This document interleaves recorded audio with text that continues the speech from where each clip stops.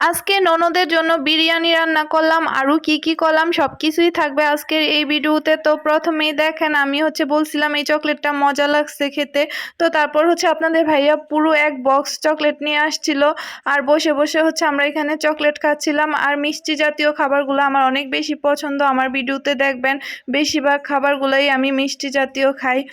আর তারপর এখানে আমরা বাটার বন খাচ্ছিলাম বসে বসে সকালবেলা।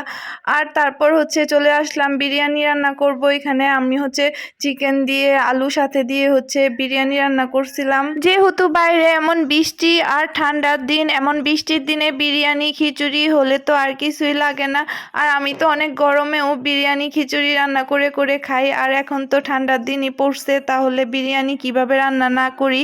তো আগের দিন আমরা খিচুড়ি রান্না করছিলাম, আর আজকে বিরিয়ানি রান্না করলাম। তো এখন বাচ্চারা বসে বিরিয়ানি খাচ্ছিল, আর রাতের বেলা আমার শ্বশুর আসছিল। তো এখানে আপনাদের ভাইয়া আর আমার শ্বশুর একসাথে বসে বিরিয়ানি খাচ্ছিল।